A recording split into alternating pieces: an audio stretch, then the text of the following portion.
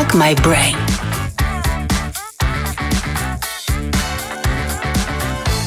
É hora de dar um boom na sua mente. Está começando um novo e espetacular episódio da F My Brain. Aqui nesse espaço a gente trata de todos aqueles assuntos que bugam a nossa mente, que tiram o nosso sono e que no fim das contas afetam a nossa saúde mental. E hoje, vocês já sabem, hoje o bicho vai pegar fogo. Nosso tema é, atenção, sociedade do espetáculo. Fuck My Brain. Eu já vou começar com a nota 10, porque o nosso convidado de hoje é ridiculamente nota 10. Estou falando dele, estou falando de Luiz Felipe Pondé, filósofo, escritor, meu antigo professor, professor da PUC São Paulo e da FAAP, colunista da Folha de São Paulo, apresentador do programa Linhas Cruzadas da TV Cultura, com a minha amiga Andresa Boni. Pondé, cara, que coisa maravilhosa ter você aqui. Muito obrigado. Obrigado pelo convite. Chegou prazer bem. te rever. Prazer em rever você também. Muito bem, muito bem, muito bem. Agora, quem está aqui? Estamos aqui a dupla, eu e Nath Mestre, uma versão pocket da F My Brain. A Lu não pôde estar conosco por questões de saúde, mas enfim, vamos tocar aqui o barco e honrá-la, vamos lá. Agora, antes de começar, porque esse tema, Sociedade do Espetáculo, a gente vai falar de assuntos que você vê em todo lugar, você é totalmente impactado, só que eu só continuo se você clicar aqui na inscrição. Se inscreva, participe, compartilhe, acione o sininho. E eu quero lembrar que quem nos segue no YouTube pode também se tornar parte do Clube do Assinante. Se você assinar R$4,89, gente, aqui, ó, né? Para ajudar a gente a continuar com esse trabalho maravilhoso, você tem acesso a quais os convidados a gente vai trazer, pode fazer perguntas antes do tempo e essas respostas vão só para os assinantes. Tem conteúdo já disponíveis para os assinantes que são especiais, coisas muito legais, e depois vão concorrer a uma caneca da F My Brain. Dito isso, quais são as redes? No YouTube, @canal F My Brain, no Spotify, @F My Brain. Estamos também no Google Podcast, no Deezer, na Amazon Music. E atenção, porque o nosso Instagram é @fmy.brain. Pronto, é muita informação para passar para vocês. É bom no começo. Ela lembrou isso. A gente acha que ela dorme e acorda falando isso. @FMyBrain, @canal F My Brain. Eu estava procurando o teleprompter. Não, é da não. mente. É tipo, oi Marina, @canal F My Brain, sabe assim? É basicamente isso. É uma estrada de 25 anos olhando pra TV e falando horas com teleprompter, horas sem. Então hoje eu me libertei do teleprompter. E às vezes saem erros, assim, crassos, né? Mas é isso, né, Pondé? Tá tudo certo. Quando a gente definiu um tema, porque o que falar com Luiz Felipe Pondé? Tudo. Meu Deus, tudo, né? Qualquer coisa que funcione, que a mente... E você sabe o que eu acho um barato? Por que a gente paga pau pro Pondé? Porque a gente paga pau pro Pondé, certo? Muito. Porque ele pensa. Porque ele pensa. Olha que demais as pessoas pagarem pau pra você, porque você pensa. Pensa É e um luxo, fala. né? É um luxo. E falo E também, fala. né? Pensa e fala. Ele concatena Exato. os pensamentos dele. Peraí que eu vou fazer uma coisa aqui. Ok. Então, a gente olhou para o que está acontecendo cada dia mais e, curiosamente, sei lá, nos últimos 6 meses a gente está sendo bombardeado com esses temas mais fortes que envolvem muito a intimidade das pessoas. A intimidade num âmago. Recentemente, nós tivemos uma situação com a atriz Débora Seco, que vinha uma vez atrás da outra expondo as intimidades dela bastante. Assim, vamos lá, vou ler, atenção. Como é que fala assim, aviso de conteúdo sensível? Conteúdo sensível. Conteúdo sensível. Vamos lá. Débora Seco revelou que nunca cuspiu o esperma e até lambe quando cai na barriga. Eu nunca cuspi e te digo mais, às vezes goza na barriga e eu vou lamber. Tem uns que têm gosto de éter, mas tem uns que são gostosinhos. Débora também relatou detalhes de uma relação com outra mulher. Pois bem, aí vamos lá, basta buscar o nome da atriz que tem lá. Débora Seco fala da bissexualidade, gosta de sexo anal, tudo que a atriz falou sobre isso, revelações picantes. Pois bem, aí nós temos Ana Hickman e Edu Guedes, dois apresentadores importantes. Uma separação, um caso de violência, um caso de questões financeiras. E aí a exposição era traição. E aí o mundo cheio de opinião sobre a relação alheia. Certeza que foi assim, certeza que foi assado. Nós temos Luísa Sonza. Luísa Sonza, cantora, ex-esposa do comediante Whindersson Nunes. Achei um artigo que fala assim: Luísa Sonza lamenta exposição em série em que ela mesma expõe cada detalhe de sua vida. Tô triste por antecipação. Quando sair o documentário, o cancelamento que vai vir, comenta a Luísa. Essa é uma das primeiras cenas do Se Eu Fosse Luísa Sons, a série documental. O dilema fica claro já nesse primeiro momento. Luísa teme todo o ódio descabido que recebe, mas responde com mais exposição. É a grande questão da série e da carreira dela, o quanto disso é saudável. Com todo cuidado a quem pode querer criticar eu trazer os nomes e as falas dessas pessoas. E não é um juízo das pessoas, não. Especialmente sobre a Débora, não é um juízo de ser uma pessoa liberta sexualmente, definitivamente. Definitivamente não, mas o que a gente gostaria de refletir com você, Pondé, é que cada vez mais a gente sente que há uma necessidade de exposição daquilo que também entendemos que é muito íntimo. E talvez isso não seja num grito de liberdade, para a promoção de uma liberdade, por exemplo, nesse caso específico sexual, mas muitas vezes as pessoas, os artistas, para continuarem vivos, possivelmente, no mercado. Com certeza. E aí, por isso, que eu vou parar de falar, porque eu já falei pra cacilda, nós demos esse título sugestivo de Sociedade do Espetáculo.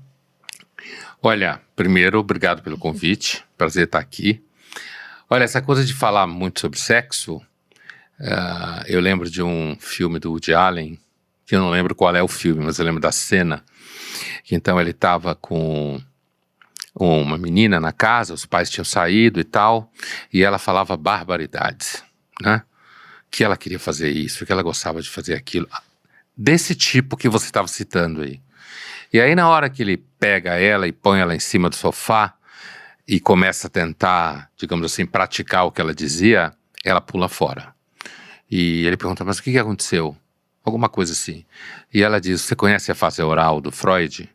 Quer dizer, aí ela começa a contar que na terapia dela, ela tinha desenvolvido a capacidade de falar sobre sexo abertamente, mas que isso, na verdade, não tinha nada a ver com nenhuma performance sexual.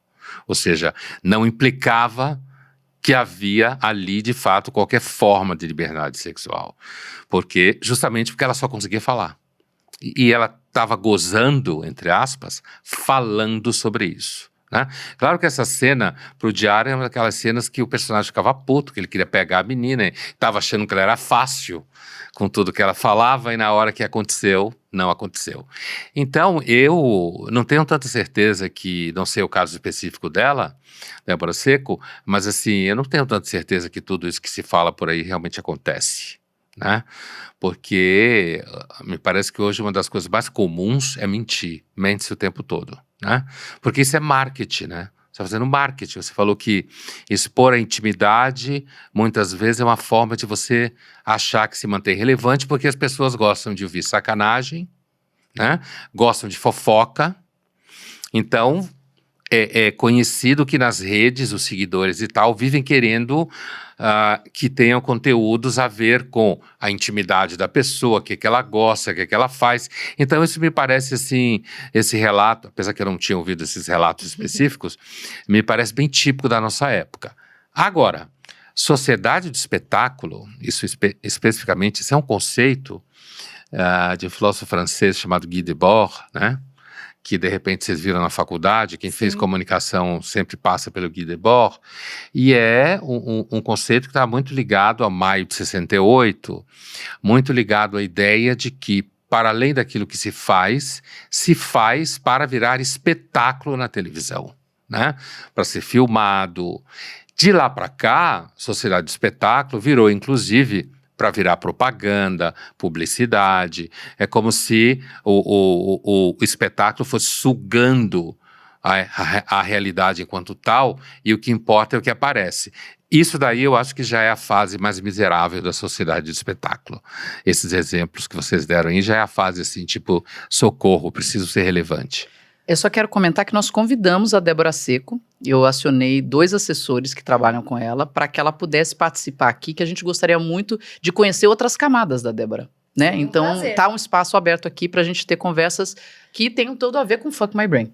A gente falando isso de celebridade, é nítido essa necessidade de se alimentar disso, né? Então, eu acho que desde que a gente tá falando aí de televisão, né, a sociedade de espetáculo, ela tá linkada a uma questão da imagem, né? Mas O que mais me deixa chocado é que hoje todo mundo está atuando nesse espetáculo. Eu acho que o contexto das redes sociais que a gente coloca faz de todos nós produtores e consumidores de espetáculo o tempo todo, né? Então, tudo que eu comunico, tudo que eu posto, eu estou mostrando. Então, é uma coisa editável, é uma escolha. E o que eu consumo, eu tô participando. Então, queria te ouvir muito isso, porque hoje você posta e você já justifica alguma coisa, né? Você acaba de postar e as pessoas falam, acabei de postar, mas olha, se você vier aqui me julgar... Então, assim, onde foi que a gente tá tornando até coisas nossas, que são assim, sei lá, apenas uma opinião, e a gente tem o direito de ter opinião, no sentido que é privado virando público, e aí você tem aquela gama de haters. Então, todo esse fenômeno, eu queria te ouvir quando nós viramos os agentes e os consumidores do espetáculo, e como isso é o que você pensa? Se é negativo, se é positivo? O que nós estamos indo como sociedade? Olha, eu devo dizer que, no geral, eu vou usar o palavrão filosófico, depois vou traduzir, a minha visão ela é sempre... não hegeliana. Hegel é aquele cara da dialética, né? Que a história está avançando, tese, antítese, síntese, não sei o quê. É uma percepção que ela é intimamente voltada para uma visão de progresso, de avanço. Que a história tem algum sentido. Eu acho que não tem nenhum, não está indo para lugar nenhum. Bate cabeça na parede, volta, pode acertar uma coisa, porque acertou, erra depois. Isso para dizer que eu não entendo nem que isso seja necessariamente bom, necessariamente ruim. Eu acho que isso pode fazer estrago. Tem gente que pode ganhar dinheiro com isso. Tem gente que, de repente, se não fizer isso, não consegue ter nenhuma realidade psíquica interna, né?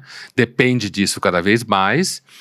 Agora, eu tenho uma suspeita que eu venho alimentando há algum tempo de que a espécie sapiens é psicótica. Eu acho que nós somos uma espécie psicótica. É engraçado, eu estou falando sério. É triste, é engraçado. É o famoso rindo de nervoso. Rindo de nervoso. Saca? Rindo de nervoso. Ri pra não chorar. Chorrindo. Eu acho que o sapiens é uma espécie psicótica. Quer dizer, fazer uma conta baixa aí, 200 mil anos, 300 mil anos, igual ao que a gente é hoje aqui, né? Biologicamente, eu quero dizer, fisiologicamente. E a gente viveu durante milênios, desde a pré-história, sob uma pressão enorme do meio ambiente. Enorme. Era comido por fera, se matava, morria jovem, muita mulher morria de parto, muita criança morria no parto. Então, assim, a gente sofria, tinha dificuldade de comer. Quando eu vou em restaurante e vejo a agonia que o garçom fica para dar conta dos gostos, tira isso, bota aquilo, não pode aquilo outro, eu tenho pena do garçom. E aí eu penso que até ontem a gente comia rato. Por quê? Porque é o que a gente comia, o que dá para comer. Então, por exemplo, nós somos uma espécie, a gente passou... sei lá, se desde a pré-história, a humanidade, tudo isso dá um dia, a gente passou 23 horas e meia passando fome, né? Comendo o que dava. Então, todo esse conjunto de pressão externa, né, do meio ambiente sobre nós, conteve nossa psicose. Por quê? Porque a gente não conseguia fazer quase nada, né? A gente estava ali preso em condições de vida bastante precárias, em condições de longevidade bastante precárias, né? E quando a gente começou a agricultura e começou a viver junto, piorou ainda mais as condições de vida, né? E aí, de repente, grosso modo, nos últimos 200 anos, a gente desembestou a fazer o que quer, né? A gente agora tem toda uma gama de tecnologia a serviço do que a gente quer. Então, agora, o surto, né, de uma espécie que já era louca, mas vivia contida, o meio ambiente funcionava como uma camisa de força, essa camisa de força desapareceu e a gente está andando por aí solto. Sabe aquelas imagens de filme que já teve em vários filmes, que de repente em guerra acontece muito isso, os soldados estão andando lá pela Europa, invasão da Europa, não sei o quê, e de repente eles dão de cara com um hospital psiquiátrico que foi bombardeado e os pacientes saem andando pela rua. Então, essa imagem, a gente saiu andando pela rua e agora a gente está fazendo tudo o que quer, cada vez mais faz o que quer, inclusive a gente está transformando o que a gente quer em direito o tempo todo, né? Tudo que a gente quer tem que ser um direito a priori. Então, assim, voltando, portanto, ao que você perguntou, eu fiz essa introdução para dizer, esse é o pano de fundo que eu enxergo nisso tudo, entendeu? Então, esse universo dessas conversas em redes sociais e como que isso aconteceu, eu acho que aconteceu porque a modernidade é um surto. Ela é um surto que até agora foi razoavelmente funcional. Porque a gente sabe que tem psicótico que é funcional, que tem surtos, mas são funcionais. Eu acho que até agora a espécie foi funcional, mas em algum momento a coisa pode ficar pior na proporção direta de que a gente possa fazer ainda mais o que a gente quer, em larga escala, né? Então, essa coisa de antes... vocês estudaram comunicação, sabem muito bem disso. Aquela básica teoria da comunicação era o quê? Emissor, mensagem, receptor. Agora é todo mundo emissor e receptor. Então todo mundo fala, todo mundo emite opinião. E a nossa espécie, a gente não aprendeu a falar para alguma coisa porque a gente não... as coisas não são para alguma coisa. Mas a gente não aprendeu a falar para levar papo cabeça. A gente aprendeu a falar para falar merda. Para zoar, para mentir, para contar história de terror, para fazer bullying, né? Para convencer pessoas a fazer sexo, que aí volta o tema que você estava citando.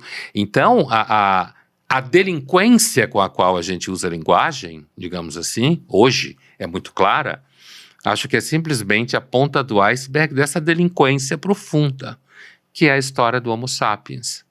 E a pré-história. Você já viu? É que eu queria ter, imagina, não imaginei trazer essa imagem, mas é muito divertida. Sabe aquela evolução? Todo mundo já viu, né? Tem um macaquinho, aí vai virando o Homo erectus, o Homo sapiens, aquela coisa toda. Aí chega, ele senta no computador, tem a última imagem do computador, e aí alguém vira e fala, volta que deu errado. Deu errado, né? Eu já vi isso. É muito... Ih, deu errado. Processo tem evolutivo. Variações Tem variações? Tem variações, Enfim. Eu já vi vários, assim. Vai virar um golfinho, que vai ser melhor. O problema é que não tem como voltar, Não né? Dá um restart. Não tem como voltar. Se você viu Douglas Adams com o Guia do Mochileiro das Galáxias, tudo é possível. É só uma questão de apertar o botão lá que... Então isso é parte da psicose. Que dá tudo pra é possível, restartar. que dá para restartar tudo o tempo inteiro, né? Eu entendo que a gente vai voltar, querendo ou não, sempre para essa questão da exposição, redes sociais, televisão e tudo mais, mas eu queria entrar agora num pontinho um pouquinho mais profundo sobre intimidade. Porque a gente está conectado, a gente tem um monte de amigos e vê pessoas e vê não sei o que, mas eu acho que a gente nunca esteve, Pondé, tão longe e tão sem intimidade com as pessoas. Os casais estão sem intimidade, sabe? A intimidade é algo tão... que desnuda a gente. Eu acho que ter intimidade deixa a gente, inclusive, fragilizado, talvez. Ela te desarma muito. Por isso que dizem que intimidade é uma merda. Intimidade é uma merda. Já avacalha tudo, né? Tem gente que fala isso, né? Então eu queria falar um pouco com você, entender a sua visão sobre a intimidade e sobre a intimidade hoje. Eu suspeito que a intimidade, se ainda não caiu sobre a condenação do que é politicamente correto, provavelmente vai cair. Quer dizer, a intimidade é politicamente incorreta, certo? Inclusive porque... uma das coisas que atrapalha a intimidade hoje, eu concordo com você, tem muita gente que escreve sobre isso, que mesmo os casais teriam dificuldade de ter intimidade, inclusive sexo, atividade sexual diminui, inclusive entre jovens, né? A gente sabe que a natalidade está despencando. A natalidade despenca justamente em sociedades que têm mais progresso. Né? Onde todo mundo trabalha, homens e mulheres, todo mundo é livre, tão livre que não transa. E óbvio, não Então, tem filhos. E aí não tem filhos. É claro que tem gente que transa e também não tem filhos. Mas assim, o fato é que aparentemente há ao mesmo tempo que se fala bastante de sexo, como você citava, expressões bem da intimidade sexual, né? Indescritíveis. Que antes era só piada, né? O tipo de pessoa que você escolhe para transar cospe, não cospe, engole, não engole, quer dizer, agora virou uma coisa assim que tá em tudo quanto é lugar, figuras famosas falando, mas eu tenho a impressão que hoje as relações, elas dependem tanto de acordos e expectativas, sabe? Você entra numa relação, você tem toda uma série de tópicos que você tem que bater para ver se dá certo. Para começo de conversa, a intimidade num casal não é alguma coisa da ordem que você acha muito engraçado quando a gente fala assim, não, porque a gente se respeita muito, né? Eu fico pensando, mas como é que se transa bem se você respeitar o tempo inteiro? Que raio de respeito é esse? Né? Então, uma das características, me parece, do nosso surto é que, graças ao marketing, inclusive, agora a gente está mentindo cientificamente, né? De uma forma sistemática, racionalizada. O que eu dizia era, politicamente incorreta, intimidade. Não me parece que você consiga associar necessariamente intimidade com respeito absoluto, o que não significa as violências que todo mundo fala por aí, claro. Quer dizer, eu tô aqui eu tô sempre me movimentando, olhando o continente das bobagens politicamente corretas de longe, né? Eu sei que tá ali, eu olho de longe e continuo magiando a costa, né? Então, assim, então me parece que é muita verborragia, muita expectativa, né? E aí você encontra com uma pessoa e, na verdade, às vezes uma intimidade, inclusive sexual, acontece de modo inesperado. Você não espera e, de repente, você tá... Quer ver uma das coisas que essa contradição me parece comum? Por exemplo, sempre se falou que não se deve comer a carne onde se ganha o pão. Não é essa a ordem? Sim. Não se deve comer a carne onde se ganha o pão. E hoje isso tudo está dentro de um objeto jurídico, tem compliance, tem processo. Mas, ao mesmo tempo, sabe-se muito bem que o ambiente de trabalho é dos mais eróticos que existe. Sim. Porque as pessoas estão ali, convivendo, criando, resolvendo problema, passando o dia inteiro junto, saindo para comer, aí depois vai comemorar não sei o quê, aí toma um negócio aqui, toma um negócio ali, chega perto. É a admiração, A admiração? É a conquista por coisas que eram difíceis, você vai lá, é quase uma coisa... É uma coisa de time, de vamos, né? Erótico, também. É erótico, profundamente erótico. E a gente sabe que o compliance, em geral, não ama o erotismo. O compliance não é erótico. Ele é o anti-erótico. É exatamente tem isso. Tem o anti-heróico e tem o anti-erótico. O anti-erótico.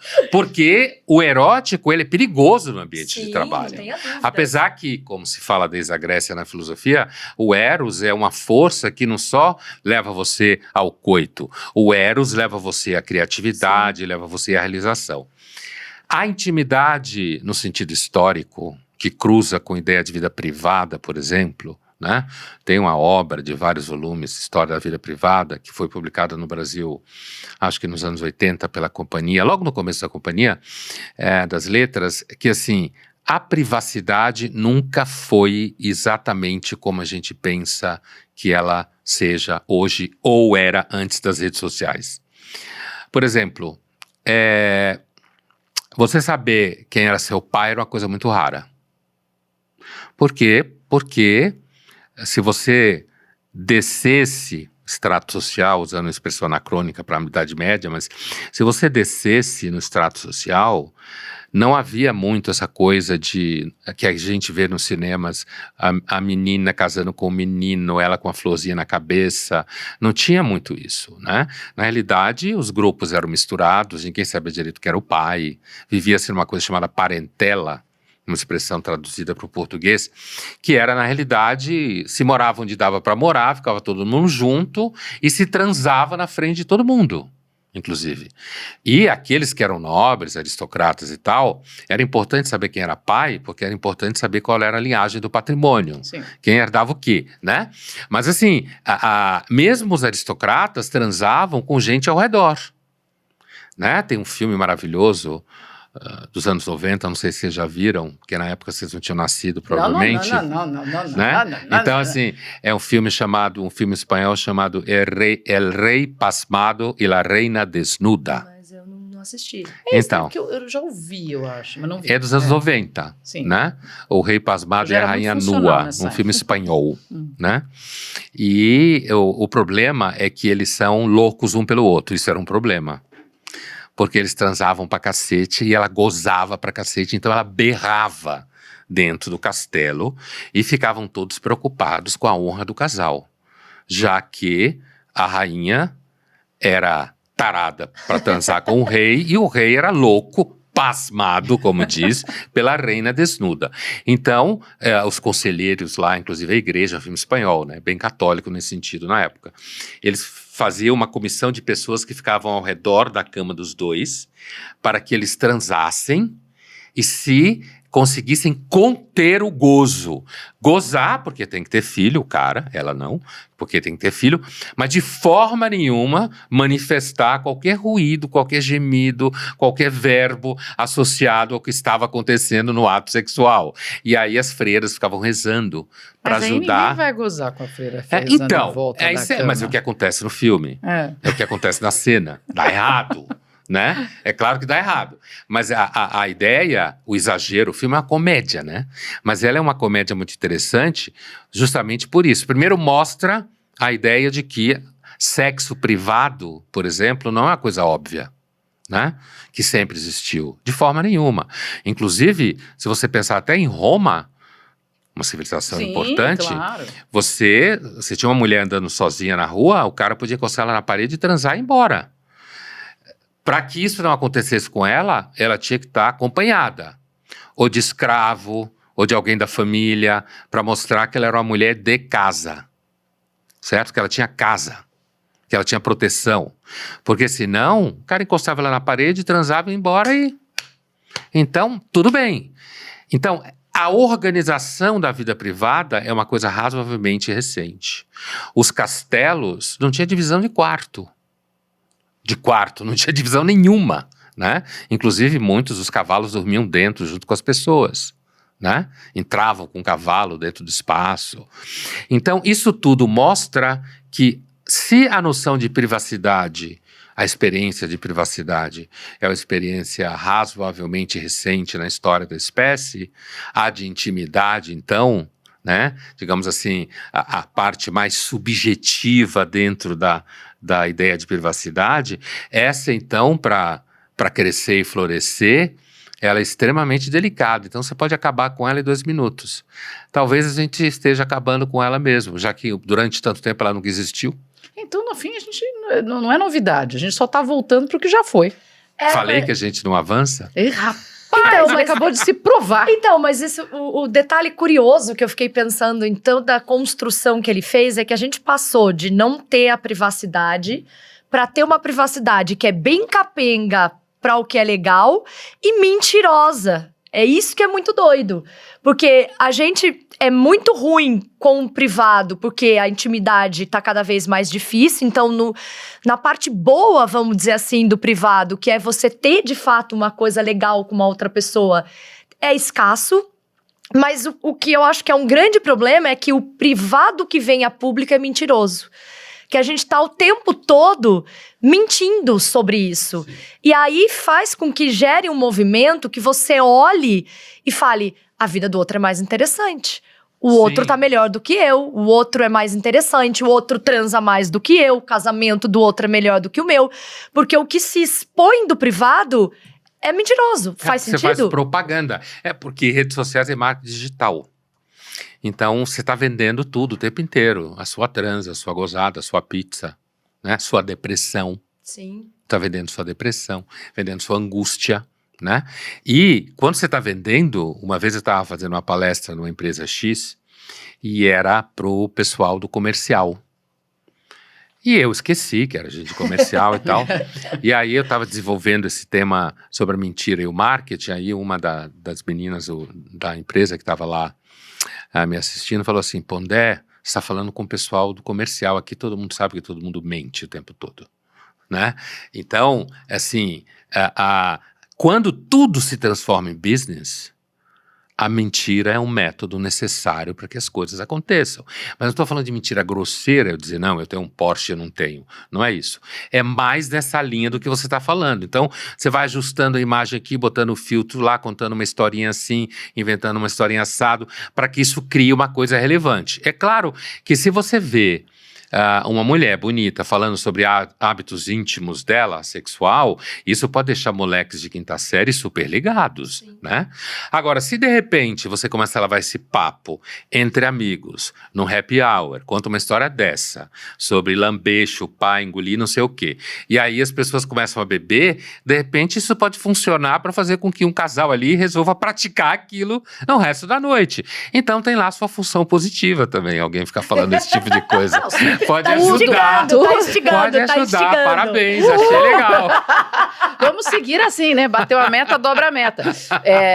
E claro, tudo tem lado positivo e negativo, depende de como a gente olha. Quando a gente falou, né, do título, eu lembrei que eu tinha um livro que parece esse título dessa nossa conversa, que é A Civilização do Espetáculo. Então, atenção, quem está só ouvindo, eu estou mostrando o livro do autor Mário Vargas Llosa, A Civilização do Espetáculo, uma radiografia do nosso tempo e da nossa cultura. Esse livro já tem alguns anos, então é Nossa Cultura e Nosso Tempo, baseado em 2013. Né? Já tem um tempo aí, são uns 10 anos dessa história. Já estava começando esse Já estava começando. É que agora as diferenças aparecem muito rápido, né? Mas não existia o TikTok, não tinha o TikTok, tem só alguns pontos que eu queria trazer, porque tem muito grifo meu aqui, é uma coisa muito louca. Ele fala, na civilização do espetáculo, o intelectual só se interessará se entrar no jogo da moda e se tornar bufão. A real razão para a perda total do interesse do conjunto da sociedade pelos intelectuais é consequência direta do ínfimo valor que o pensamento tem na civilização do espetáculo. Então eu vou refazer essa frase, que isso mexe comigo, mexe comigo. Essa frase. É boa essa frase. O ínfimo valor que o pensamento tem na civilização do espetáculo. A gente não se preocupa, não se interessa, não quer entrar no pensamento. A gente quer um consumo de uma velocidade e de uma superficialidade tão incrível, e de preferência algo bizarro, escatológico, estranho. E mais lá na frente ele entra falando de jornalismo, que é a parte que nos dói também. Por isso não devemos nos surpreender se os casos mais notáveis de conquista de grandes públicos por órgãos de imprensa hoje não são alcançados pelas publicações sérias, que buscam rigor, verdade e objetividade na descrição da atualidade, e sim pelas chamadas revistas de celebridades. Transformar informação em instrumento de diversão é abrir aos poucos as portas da legitimidade para aquilo que antes se confinava num jornalismo marginal e quase clandestino. Escândalo, deslealdade, bisbilhotice, violação da privacidade, quando não em casos piores, difamações, calúnias e notícias infundadas. Então, algumas citações desse livro riquíssimo do Prêmio Nobel de Literatura, Mário Vargas Llosa, A Civilização do Espetáculo. Eu acho isso, assim... Triste. Eu já li esse livro há alguns anos e vem me consumindo. Vem me consumindo, porque... não é o que interessa às pessoas, as pessoas não querem. E por as pessoas, você sabe o que é pior? Você tá no meio. Sou eu. Porque, malditamente, quando eu abro alguma coisa, aquilo que me faz ter que parar e refletir, e olha que eu sou da turma do pessoal que gosta de parar e refletir, mas depois de um dia de trabalho, um dia cansativo, um dia cheio de coisas, muitas vezes você quer um consumo rápido de uma grande bobagem, e aí você pega aquele título mais bizarro, escatológico, e aí você fala, caraca, jura? E aquilo de alguma forma talvez me tire um pouco da realidade atual, aquilo seja uma saída, e a violência que cada vez mais toma todos os canais, quanto mais bizarro o crime, quanto mais aquilo gera audiência. Essa parte eu pulo, porque eu realmente não consumo esse tipo de coisa, por saúde mesmo. Mas a gente hoje, cada vez mais, parece que se alimenta daquilo que mais nos violenta. que é aquilo que mais nos faz nos sentir menos, porque eu não sou aquela pessoa com aquele sucesso, eu não sou aquela pessoa maravilhosa, eu não tenho aquele corpo incrível, eu estou envelhecendo e eu não tenho... E ela não. E ela não, aparentemente não está envelhecendo. E também buscamos a maior tristeza humana e vivemos consumindo as desgraças do mundo, porque antigamente você não tinha notícia do mundo inteiro o tempo todo. Hoje você tem notícia da desgraça humana o tempo todo. Era só o acidente na marginal. Então, assim, o psicótico, o sapiens psicótico, tá cada dia mais doente, porque também se alimenta daquilo que faz ele cada vez pior. Mas o mais doido, antes de deixar o Pondé falar, é que a gente tá substituindo também umas psicoses por outras do tipo... A quantidade de gente que passa vendo vídeo na internet de pessoas espremendo espinha, unha encravada, é assustador. Que relaxa. De gente, ASMR, cara, né? sem brincadeira. Apertando bolinhas. Mas esses dias eu tava lembrando de uma amigona nossa que tava contando que a avó põe no YouTube, na televisão, e fica vendo o canal de unha encravada, que fica explodindo pus. O que isso diz da gente como sociedade? Diz que é isso que a gente é. Eu não sei como sociedade, mas a avó da sua amiga... Mas a avó da minha amiga tá estranha. É que antes não tinha isso. Agora tem. Então... Se pudesse, ela via aquilo o dia inteiro. A diversão dela tá ali, né? Gente! Agora, eu queria voltar a essa coisa essa citação do Lhosa, especificamente em relação aos intelectuais, né? Eu lembro de uma crônica do Nelson, um tema que o Nelson sempre repetia, né? Ele dizia que sem as repetições ele não era ninguém, né? E quando tem a Maio de 68, justamente ligado à Sociedade do Espetáculo, ele comenta uma foto que na época circulou e até hoje é famosa, do Sartre distribuindo panfletos no meio dos estudantes. Naquele momento ele tinha migrado para ser maoísta, porque a União Soviética tinha caído em desgraça moral, por causa como se o regime maoísta também não fosse cair em desgraça depois. E aí o Nelson comentando, ele faz uma série de comentários, inclusive esculhamba Maio de 68, porque diz que a Maio de 68 foi só porque os meninos ficaram bravos porque não podiam ir no dormitório das meninas e da terra. Né? E não foi revolução nenhuma, porque revolução se corta a cabeça na França. Então, se não cortou, não foi revolução. Né? Mas o importante é que ele faz o seguinte comentário. E o Sartre, no meio de todos aqueles idiotas, fingindo que também é um idiota, porque senão não será ouvido por eles. Certo? Então, o Nelson escreve alguma coisa que vai muito ao encontro do que você estava citando aqui. É claro que o Nelson falou várias vezes que a democracia é o regime, uma das suas características porque é um regime quantitativo, ter feito com que os idiotas descobrissem que eles são maioria. Né? Então, a gente tem que entender o comentário sobre o Sartre dentro desse comentário mais sociológico amplo, né? Então, eu não tenho nenhuma dúvida que isso que foi descrito do intelectual entrar no regime do espetáculo, né? E que isso acaba fazendo com que muitos intelectuais percam o seu espaço, inclusive quando você vê intelectual preocupado em transmitir conteúdos de autoajuda, transmitir conteúdos motivacionais, né, que eu pessoalmente acho uma super humilhação, quer dizer, e inclusive muitas vezes falar aquilo que é esperado que ele fale para que ele consiga emplacar a marca. Porque uma das coisas que hoje, uma das censuras sobre a vida intelectual hoje, não censura de Estado, porque eu acho que a censura hoje é líquida, ela vem de várias instâncias, é quando você tem um patrocínio. Sim. Porque muitos patrocinadores hoje, eles vão direto em cima do conteúdo que você produz. Sim. Eles querem que você produza esse conteúdo ou aquele conteúdo. E se você não produzir o conteúdo que ele quer, então ele não te patrocina. Tá ligado ao cancelamento, por exemplo. Né? Então, todo esse processo de você entrar no jogo, ser um intelectual, ainda tem mais um jogo nessa coisa do intelectual que não está na citação, mas me parece que é um nicho específico, grande parte dos intelectuais que operam dentro do registro ideológico, para servir partido político, aquilo que chama intelectual orgânico, né? Para servir partido político, para falar aquilo que inclusive o faz, porque isso também pode catapultar a sua carreira, viabilizar emprego, né? Então, a humanidade, ela sempre foi exposta a todo tipo de pressão miserável. E a gente continua sendo exposto a todo tipo de pressão miserável. É que há, sei lá, uns 100 anos, para não exagerar muito a conta, a gente começou a achar que isso não ia acontecer um dia, que seria possível escapar disso. É a mesma coisa que eu conversava ontem com alguém que dizia, não, mas as guerras estão voltando, né? Não é as guerras que estão voltando, é a história que está voltando. Sempre teve guerra. Sempre. Isso não significa que é legal. E hoje ainda tem um problema. Quando você afirma sempre teve guerra, vem um tonto e acha que você está dizendo que guerra é legal. Né?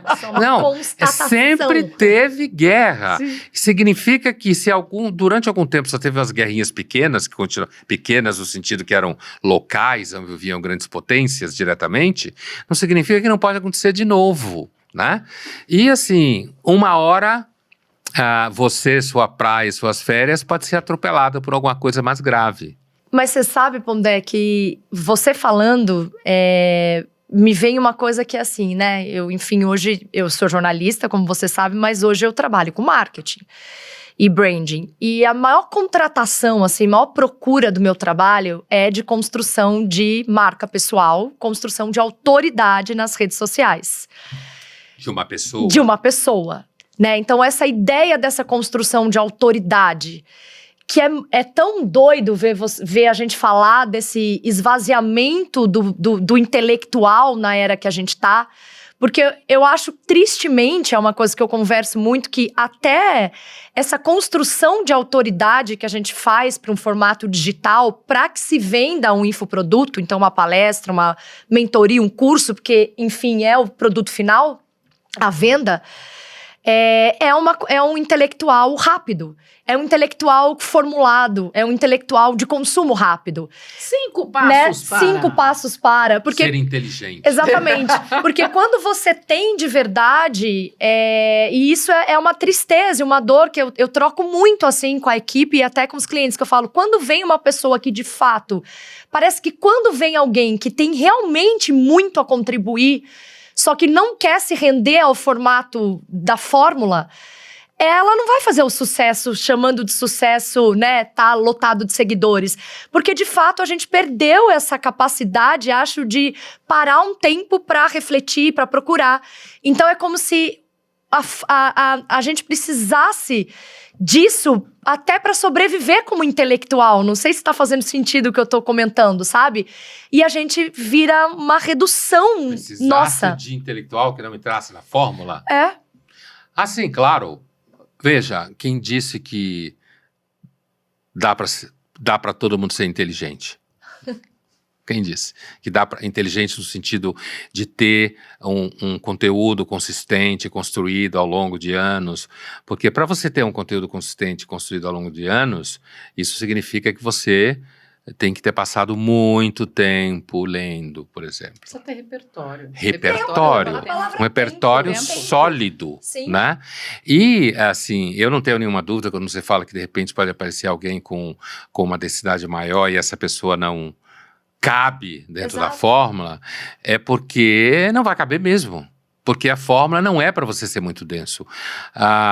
O nosso mundo contemporâneo não suporta densidade. Não suporta. Qualquer coisa que seja muito densa, de repente alguém vai processar você pela densidade que você apresentou, porque ele se sentiu humilhado diante do fato de que ele não conseguiu acompanhar a densidade. Não é difícil imaginar. O mundo que a gente tá então, não é difícil imaginar. Peraí, deixa eu levantar a nota 10. Valeu a placa 10. É outra risada triste, né? Mas é bom que ainda dá pra rir. Né, manter o bom humor. Então, essa coisa que você falou da construção de autoridade, que eu nunca tinha ouvido falar dessa história de construção de autoridade, apesar que reconheci o fenômeno, quando você deu o nome, eu já ouvi falar de construção de marca pessoal, Sim, por exemplo, né? sim. Deve ser primo, Sim, de total. alguma É forma, a mesma, né? bebe do mesmo É lugar. a construção de marca pessoal, que todo mundo vai conseguir se impor nas redes como marca pessoal. É óbvio que isso é uma mentira. Concordo, trabalho com isso e concordo. É óbvio que é uma mentira. Que você vai, de fato, você pode, então, querendo vender o infoproduto associado a alguém de uma área intelectual específica, que, na realidade, nem precisa tanto construí-lo ou construí-la como autoridade, na realidade, ela está emprestando, entre aspas, o ser dela para aquele produto, porque a autoridade está estabelecida naquela pessoa, porque a gente é capaz de reconhecer a autoridade, Sim. né? Não aquela autoridade que você reconhece porque ela corta a sua cabeça. Essa você também reconhece. Sim. Mas assim, esse outro tipo de autoridade. Agora, quando você tem que construir uma autoridade a priori, quando a pessoa não tem, então você tem lá as fórmulas, né, para poder vender, é evidente que isso vira um produto de massa. Autoridade, como essa que você falou que seja mais densa, é luxo. Luxo não existe para massa. Nunca existiu e nunca vai existir. É coisa rara, difícil. A gente vem de uma ideia, Pondé, de que todos podem absolutamente tudo. É mentira. E é duro isso, porque eu quero, Marina, quero poder. Eu quero poder tudo. Eu quero poder ter o sucesso, eu quero poder ter a vida perfeita, eu quero poder... Eu estou dizendo isso como uma ideia, tá? Sei. Porque eu não tenho mais nenhuma pretensão de nada dessas coisas. Eu quero hoje estar bem, continuar respirando, é isso que eu quero. Já é uma grande coisa, que é um né? grande de um barato. Tá aqui, feliz e tá tudo certo. Que é dentro daquilo que eu controlo de fato. Mas... a gente vende cada vez mais essa ideia porque ela soa muito bem. E aí, vamos mudar o nome da nossa conversa para a sociedade do que soa bem. Porque Sim. a gente está vivendo na ideia de que tudo é para todo mundo, o tempo todo, que todos temos as mesmas capacidades e as mesmas habilidades e os mesmos... E eu não vou falar a palavra direito, porque o direito gera uma confusão danada, né? Direitos, acesso a isso, aquilo, todos temos os direitos, né? Mas as nossas vidas, os nossos caminhos, as nossas histórias vão nos levar para momentos diferentes, né? Então, uma pessoa que teve uma condição tal vai ter mais dificuldades que a pessoa que teve menos Y, mas pode chegar muito mais longe do que a que teve o Y, porque a Y pode não usar bem o que ela teve. Sim. Né? Não está nada escrito em pedra, mas é uma sociedade que hoje ama e depende dessa mão na cabeça, desse carinho. Todos podem, vamos juntos e 10 passos e todo mundo conseguiu. E o capitalismo precisa desse tipo de procedimento em grande medida, no sentido, não só o capitalismo, o regime comunista soviético também precisava. Todo regime que lida com a ideia de seres humanos enquanto massa, que você vai ter que oferecer, vender, comprar, qualquer coisa que seja em relação a isso, em algum momento precisa dizer coisas para as pessoas simpáticas.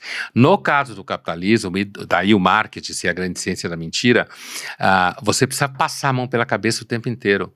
Porque se você não passa a mão pela cabeça, significa que a pessoa pode ir embora. É aquilo que se chama no jornalismo hoje em dia, sua excelência é o leitor. Ele pode ser um total idiota, mas ele é uma excelência. Porque ele, somado a vários outros, vai implicar em sustentação do veículo ou não. Sim. Essa contradição, né, se a gente associar o que dizia o Nelson Rodrigues, que eu citava do Nelson, significa o capitalismo, ele depende de uma massa gigantesca de indivíduos que podem ser completamente idiotas, mas que você tem que agradar o tempo inteiro, porque senão não tem negócio, né? É claro que, ao mesmo tempo, essa é uma das, alguém poderia dizer, belezas do capitalismo, ele é capaz de sustentar nichos específicos. Então, você pode ter nichos dentro do capitalismo de pessoas que querem adquirir um certo tipo de conteúdo e não quer que seja tratada como um idiota feliz. Quer que você as trate como adulto. Continua tendo gente assim. Sim. Né? É o nicho menor, em números, eu quero dizer. É o nicho menor, né, quantitativamente falando, mas ele continua a existir. E, nesse sentido, a pobreza num país se manifesta também nesse sentido. Por exemplo, nós que somos um país pobre, a tendência é que a gente tenha menos nichos com essa característica. Se você é um país mais rico, você tende a ter mais nichos com essa característica, porque a diversidade de pessoas é maior. Então não é que o mercado não comporta produtos que tenham a qualidade de conteúdo. Ele comporta, mas quanto mais pobre é o mercado, portanto, quanto mais miserável ele é, mais difícil é você encontrar nichos onde você possa tratar as pessoas como adulto. Mas ainda existe. Eu posso só fazer uma pontuação, né? E do jeito que a gente vem falando, né? Todo o avanço, por exemplo, tecnológico e as redes sociais e o que a gente está sendo impactado pelo que é ofertado nas mídias, de uma forma com muito mais do negativo. Mas eu também tenho um ponto. Outro dia eu estava na padaria e olhei para a televisão. Um pão na chapa? Um pão na chapa, sair da requeijão e uma média. Já vai, assim, só isso que eu pego. E aí eu olhei para a televisão e, para variar, morte, assassinato, corrupção, morte, assassinato, corrupção, morte, roubo, assassinato, corrupção. E eu falava, meu Deus. E eu, quando estava na redação, eu tive um momento épico. Eu estava tomando um café da manhã depois de trabalhar uma madrugada e quando eu olhei para a TV, eu fui comer o pão de queijo, começou a gravação do menino, eu não lembro o nome dele, graças a Deus, eu lembro pouco de algumas coisas traumáticas, que ele chorando e pedindo para a madrasta não fazer um negócio com ele. Veja, foi uma criança que morreu, assassinada pela madrasta e pelo pai, alguma coisa assim. E tem o áudio dessa criança. Cara, quando eu vi aquilo no jornal que eu trabalhava, passando de manhã, e eu fui colocar o pão de queijo na minha boca, eu quase vomitei, eu comecei a chorar. Eu voltei para a redação, pus o dedo na cara de um colega meu, não vou citar o nome, que eu adoro ele. Falei, você não faça mais isso. Vocês têm que avisar as pessoas que vai ter um conteúdo sensível. E porque tem que pôr isso de manhã. Quem dá bom dia depois de ver um troço desse? Não é possível. Putz, eu fiquei puta. Bom, ele nem brigou comigo porque ele viu que eu tava descompensada, aquela coisa toda. E aí voltei a viver isso agora. Mas ele sabia que você tinha razão também. Sim. Talvez não. Ele não chegava a esse ponto? Não, porque na ideia do jornalismo... Audiência. Não, e Eu a notícia... É triste. É notícia. Não, a notícia é audiência. E colocar isso ajuda a prender essa pessoa Sim. por mais tempo, porque tem uma aclamação popular. Veja, tudo isso tá em jogo, tá? Tudo isso tá na mesa. Agora, eu como ser humano, aí tava agora recentemente, vamos ao dia de essa semana, tomando café da manhã e tava lá de novo. Pá, matou, e foi esfaqueada, foi morta. E eu falei, meu, quem dá bom dia vendo o jornal? Mas não tem nada pra fazer, não tem nada de útil pra pôr, não tem nada legal. E aí eu lembro, você põe o legal, a pessoa troca de canal, porque ela vai ver a desgraça no outro. Então, porque a notícia boa é boring. É boring. Agora, para dizer que eu tava vendo, e o que vem de positivo a partir disso? Eu vou pra rede social. E os algoritmos da minha rede social colocam Sadhguru pra aparecer pra mim. Cachorros. Falas de Pondé pra falar pra mim. Cachorros. Cachorros fofos, pessoas fazendo trilhas, né? E aí, eu estou consumindo uma coisa que me faz me sentir muito melhor do que aquilo que, aparentemente, chama mais a atenção da maioria das pessoas. E fico questionando se a maioria das pessoas na internet, de fato, tá vendo morte e assassinato, não tá vendo outras coisas. Então, assim, tem hoje também como buscar caminhos para ter contato com coisas que antes não eram tão simples. Sim. Falei, por exemplo, do Sadhguru, mas assim, é uma figura. Falas do Pondé que antes eu ia ter só na FAAP, ou ia ter na PUC, Sim. né? Foi FAAP ou PUC, Paulinho? FAP, brother, ok, tá. Então, assim, a gente hoje também, através das redes, dessa sociedade do espetáculo, está conseguindo ter acesso a pessoas que antes a gente não teria, que é um ponto positivo. Mas tem a questão de que você cria o seu próprio espetáculo quando você faz isso. Eu tô num espetáculo fofucho, cachorros, Então, koalas, é pedidos de casamento maravilhosamente registrados. Você curte isso? Pô, você sabe que eu adoro? Pedidos de casamento super Olha só. legais. Teu marido tá ouvindo você falar isso? Pô, ele me pediu saltando de paraquedas. O marido pô. dele Uau, levou você o tava padrão. junto? Oi? Tava junto com ele? Eu tava junto com ele. Não, o marido dele lançou, o marido dela lançou essa tendência de Estamos pedidos há 18 anos É juntos. o seguinte, So ou far, você so casa good. comigo, eu largo você Exato. aqui. Literalmente. Não, tava segurando você. Eu falei pra ele saltou, ele me pediu em casamento e foi saltar antes de mim, porque ele depois tinha uma surpresa extra lá embaixo, tá? E aí, quando ele foi saltar, eu falei, não morre! Enquanto ele se jogar. Mas enfim, eu gosto disso e de... Vocês estão saltando até hoje, né? Estamos saltando até hoje. E a outra coisa que eu adoro é a revelação de que tá grávida. Como contei pra minha... contei pra minha mãe. Como contei pra minha família, aquelas reações que é bonitinho. Mas grávida fora do lugar ou grávida no lugar, tipo, não, casada? Grávida no lugar, casada. Assim, aí conta pra mãe, aí a família toda chora. As coisas engraçadas que as pessoas fazem. Enfim, tá aí. Só pra descontrair um pouquinho essa nossa conversa. Não, mas as redes sociais, esse conteúdo digital, ele de fato produz... tem a possibilidade de você entrar em contato com coisas que você não entrava em contato. É tudo misturado, né? Porque, assim, por exemplo, cursos de clássicos em redes sociais, né? Livros. Quando começou a pandemia, isso bombou, inclusive, né? Isso, na realidade, do ponto de vista dos alunos, né? O que o aluno procura hoje e aí, professor, não tem um vídeo que fala desse livro, não? Dá um resumão. Então, Um audiobook. não precisa nem ler. É só o vídeo, assim, tipo 3 minutos sobre essa coisa. Então, as redes sociais, ela te oferece todo tipo de coisa. E ela pode te oferecer conteúdos com densidade e conteúdos sem densidade. É isso que eu falava. Então, você tem nichos em que você pode encontrar conteúdos com densidade. E a minha experiência, por exemplo, com as redes sociais, que é uma experiência que eu considero... O Marcelo Taz diz que minha experiência com redes sociais é tipo safe sex. É com camisinha.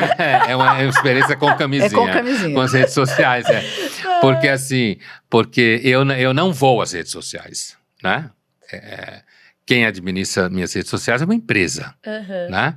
E não é que elas mentem, todo mundo sabe disso. Não é que elas dizem, eu condeno, mas não é. E eu respondo perguntas de seguidores no canal do YouTube, né? Elas fazem uma seleção, daí eu seleciono em cima da seleção delas e a gente grava. Eu não vou dizer seu nome, se eu selecionei tua pergunta, mas quando eu falar a pergunta, você vai saber que é você. Sim. E ao longo desses anos, eu imagino que eu tenha ido para o YouTube 2015, talvez... Já vão ser quase 10 anos daqui a pouco. Ao longo desses 10 anos, eu vejo claramente que há perguntas melhores do que antes. Jura? Isso é Sim. incrível, isso é incrível. Como os meus seguidores, como os seguidores que eu tenho ao longo desses anos são seguidores que entenderam o que eu faço. Certo? Eles entenderam que se eles vierem por aqui, onde vai a massa nas redes sociais, não vai rolar. E eu só vou falar de filosofia ou assuntos afins. É claro que de vez em quando as meninas pedem em uma dessas ferramentas que eu não faço diferença entre uma e outra. Não, claro que eu sei o que é Instagram, eu sei que não é isso que eu quis dizer. Eu quis dizer dentro dessas ferramentas, setores diferentes, querem saber... se eu gosto de tal país, ou querem saber onde que eu gostaria de ir, nunca foi. São perguntas que tangenciam a vida privada, mas não são íntimas. Sim. Né? Sim. Mas o grosso mesmo da relação, ela é mediada por perguntas que são de teor filosófico, teológico, social, político, sei lá. Portanto, perguntas profissionais. Né? E ao longo desse tempo, as perguntas foram ficando mais claras, algumas delas melhores, as perguntas mais bobas foram desaparecendo. Isso porque eu acho que isso tem a ver com o tipo de relação que foi sendo construída ao longo desses quase 10 anos. Sim. Né? Eles sabem o que eu faço, o que me interessa, o que não me interessa. E se eles não tiverem nessa vibe, eu não vou me relacionar com eles. Passaram de ano, estão aprendendo. Tem uns que pegam DP, né? Tem uns que pegam duas vezes. Será que no nosso estúdio a gente tem pessoas que pegaram DP do Pondé? Não, eu passei direto na aula dele. Não tá sentado nessa mesa. Tá atrás das câmeras. O que ele vai fazer com o que a gente tá fazendo aqui, não sabemos. Não sabemos nem se isso vai rolar. Se agora eu tô falando com vocês e tem uma cara de cachorro, por exemplo, pode ser que aconteça. Pondé, acho que eu vou pra última pergunta. Eu olhei pra você com meu ar de que eu ia ouvir, mas eu não vou ouvir. Eu vou pra última pergunta, eu prometo. Eu acho que tem uma questão de quando a gente fala também na ideia do público e do privado, de como esses limites aí, né, estão bem perdidos, do quanto você acha que você tem o direito de dar opinião simplesmente sobre tudo em relação ao outro. Isso é muito pentelho, né? Ai, putz. E o quanto as pessoas têm direito a dar opinião. Você sabe que eu sempre falo, né, eu sou uma espectadora de reality show, porque eu acho que é um reflexo da sociedade que a gente vive sempre. Tipo, largados e pelados, assim? Esse não, mas... Pelados é legal. Não, largados e pelados não dá, Má, não. Gente, você aprende a sobreviver. Não. Você espera um dia ter que aplicar o que você tá mas vendo? eu tentei fazer o foguinho. É porque eu gosto de fazer trilha, gente. Não amiga, pelada, mas eu gosto de fazer trilha. Você faz não pelada. Olha, eu fazendo intimidades Meu aqui. negócio é BBB, reality de voz, de essas coisas, eu gosto de tudo. E aí, teve uma coisa do BBB nessa última edição, né? Que teve um participante que acabou dando em cima de uma outra participante. E aí, óbvio, tinha uma mulher aqui fora e ficou todo aquele contexto. E ele foi... Ele tinha uma mulher aqui fora e ele deu em cima... Isso, de uma participante no programa. Ele esqueceu que tinha câmera, é isso? Então, não sei como, mas talvez sim. E é óbvio, essa mulher já na hora que viu isso, já se movimentou, tipo, estou separada, quero o divórcio. E essa mulher ganhou uma audiência gigante. A mulher aqui... Atraída que nem... Enfim, né? Aí você podia desdobrar sobre traição, não é? Mas enfim, não teve beijo, não teve nada, mas teve flerte. E aí... quando as pessoas saem, quando são eliminadas, vão no café da manhã da Ana Maria Braga. E ele foi no café da manhã da Ana Maria Braga e entrou, tipo assim, um advogado pra falar do divórcio. Tipo assim, é uma questão que compete a duas pessoas e que o planeta tá dando tanta opinião que tá... Não, mas porque tem que entrou um advogado, que entrou... Olha o circo, olha o espetáculo que a gente tá vivendo, né? Onde nós estamos como telespectadores de um divórcio que não nos compete. O que a gente tem a ver com isso? Então, queria te ouvir, assim, num paralelo disso, o quanto a sociedade de espetáculo afeta a nossa saúde mental, pra gente finalizar. Aí você abriu outro programa agora. Ok, podemos agendar? Você abriu outro programa. Porque, assim, veja bem, a priori eu diria que eu acho que nós sempre gostamos de discutir vida alheia, fazer fofoca, né? Como eu dizia, a gente tava lá ao redor do fogo, sei lá, há 50 mil anos atrás e tal. Seguramente a gente tava falando merda, fazendo fofoca, inventando mentira. A gente tava, algum momento romântico, olhando a lua, levando alguém para olhar a lua com segundas intenções. A lua sempre serviu para segundas intenções. Mas assim, então, me parece que esse tipo de gozo que você tá falando aí, de alguém, então fica todo mundo olhando o advogado discutir aquela questão, é uma mistura desse hábito pré-histórico com a ideia de que agora eu sou científico em sendo pré-histórico. Então eu estou sendo informado por um profissional como funciona divórcio, quem sabe um dia eu vou precisar disso, ou estou passando por isso e tal. Agora, se esse universo todo afeta a nossa saúde mental, que, como eu disse no começo, eu já acho que é precária. Eu não acho que exista de fato. Deu errado, volta. Não dá para voltar, né? Se de alguma forma vem agregar valor negativo a uma saúde que já é precária, eu tenho a impressão que em alguma medida sim, porque aumenta o ruído, aumenta o barulho, aumenta a ansiedade, a inquietação. E veja, eu falava da nossa vida na pré-história, eu gosto muito de pré-história, já dei curso, e pré-história meio que arruína sua percepção de tempo, né? Porque Alguém fala, não, porque os anos 60, os anos 60 foi ontem. Nada, né? Pelo Né? Um piscar de olhos, né? Quando você está pensando em 100 mil anos e tal. Mas seguramente a gente evoluiu no ambiente de silêncio. Sim. Seguramente. Era um ambiente de silêncio. Nossa, que bonito isso. Era um ambiente silencioso, onde não havia ruídos nesse nível, não havia um monte de gente à sua volta, você não tinha um monte de demandas, né? Evidentemente, não tinha agendas, né? Por isso, inclusive, a gente sobreviveu, porque a gente morria muito, tanto no parto, quanto em violência física, quanto a criança nascendo. Se a gente não tivesse bastante tempo e interesse em sexo, a gente não tinha sobrevivido. É verdade. Porque a gente reproduziu e conseguimos vencer todo um processo difícil de continuar existindo. Mas uma coisa é certa, a gente evoluiu no ambiente de silêncio.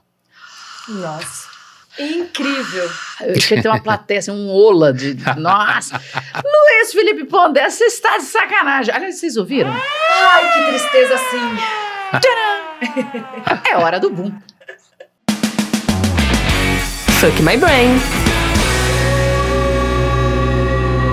E na hora do boom, a Natália geme de sofrimento. Porque a gente queria mais era ficar aqui 3 horas falando, já engatar o segundo programa e tudo mais. Natália Mestre, vamos arrematar, minha amiga, vamos arrematar essa conversa maravilhosa. Difícil, amiga. Primeiro, agradecer muito ao Pondé por ter vindo, Pondé. Obrigado pelo convite. Cara, foi delicioso, assim, sempre um privilégio ter um intelectual. Já que está em falta, é sempre um privilégio conseguir ouvir, conseguir, né, ter um tempo aí de pensar um pouco, raciocinar, refletir, deixar a bagunça da mente agir. Nossa, o que fica pra mim desse programa, cara? Além de que a gente deve ser resetado. Mas não dá pra fazer isso. E não dá. E não dá. O futuro tá complicado, a visão do futuro tá complicada. Mas é uma reflexão de que eu acho que a gente hoje faz quase todas as escolhas das nossas vidas pro outro, sabe? Eu acho que um fenômeno da sociedade de espetáculo é que quase tudo que você está fazendo para parecer alguma coisa. Sim. Você está fazendo para impressionar, né? Então, se a gente conseguir um espaço de ouvir a nossa voz, que provavelmente é no silêncio mesmo, que você falou, que a gente tem esses momentos de silêncio interno, para que a gente escute de verdade a essência da gente, o que de fato é nosso, e que a gente pare de ser apenas reprodutor de coisas, né? Porque a gente está reproduzindo, a gente está atuando. É que você corre o risco de descobrir que a sua essência não é tão boa, né? Pode ser. Eu não sei muito qual é o caminho da descoberta e se também é mais feliz ou não, né? Porque vai ver que você ficou confortável no personagem, né? É uma questão. Sim. Vai que você ficou confortável no personagem.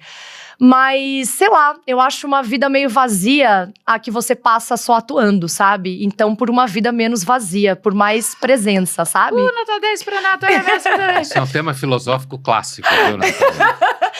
O recolhimento em si mesmo. O recolhimento em si mesmo é um tema clássico. Marina Machado, qual é o seu boom? Eu reflito muito sobre por que eu faço as coisas, cada vez mais. Eu acho que a idade nisso vem ajudando também, né? Porque você não vê foto, você vê filme, né? Então, e quanto do porquê que eu tô fazendo aquilo, que seja uma postagem, que seja uma fala, é de real utilidade para as pessoas, ou se aquilo é uma necessidade de autoafirmação. Sim. Porque o que eu entendo que mais acontece é uma necessidade de autoafirmação, da gente precisar ser benquisto, e benquisto é uma palavra, tá, gente? É uma conjugação que a gente não tem usado muito, mas ok. Porque, será que vão gostar do que eu coloquei? Ou não vou colocar porque vou gerar um ruído e eu vou não ser benquista mais. Então, assim, por que eu estou fazendo algumas coisas, né? O que eu estou querendo fazer com esses meus movimentos? E quanto do meu dia, vamos pensar, pessoas no geral, quanto do meu dia eu gasto com atitudes que são reflexos de necessidade de autoafirmação. Que isso aí é muito importante para a nossa saúde mental. E aí tá bom, vamos trabalhar isso com psicólogo, vamos trabalhar isso com frentes que vão deixar a gente mais confortável em nós mesmos. Precisa ter mais conforto em estar onde estou, do jeito que estou, no momento que estou e vivendo o que eu estou vivendo. Porque isso definitivamente vai ser muito poderoso para a nossa saúde física e mental. E quero terminar com uma hashtag. Pago pau para pensadores. É isso aí. É uma hashtag maravilhosa. Pago pau para pensadores. O nome do programa não é à toa, Não né? é à toa, não é à toa. Querido Luiz Felipe Pondé, com você o seu boom final. Olha, eu poderia dizer que o meu boom final é ter sabido sobre gostos com relação a sexo. Fuck my brain. Certo? De figuras importantes, hábitos e tal, alimento imaginário, né? Mas eu diria, fora desse aspecto, essa... Eu acho que vocês duas quase se encontraram no que vocês falaram agora, né? Foi muito próximo. Essa ideia de que se você conseguir se recolher de alguma forma, quando você fala de conforto, uma das coisas difíceis do conforto é porque você já tem produtos que são oferecidos a você, dizendo que se você comprá-los, você terá conforto. E esse conforto que você fala, que tem a ver com a ideia do recolhimento, né? Que é um tema clássico na filosofia. Então, eu diria que nesse programa, para mim, o boom, como vocês falam, é, no final das contas, vocês duas terem voltado a um tema que vem desde o estoicismo. Você falou essa Nossa, palavra. nossa. Fuck my brain. Eu sou Não é que ela muito gosta, estoica. Acabou. Epiteto, Marco Aurélio. Programa 2. Pondé. A gente não combinou. Eu faço o maior trabalho de estoicismo nesse canal. Você paga um pau pro estoicismo, Paga pau pro estoicismo. É uma grande escola filosófica, sem dúvida. Muito elegante. E uma das características dela é justamente essa ideia do recolhimento dentro de você. Saber a diferença entre o que você pode mudar e o que não pode, né?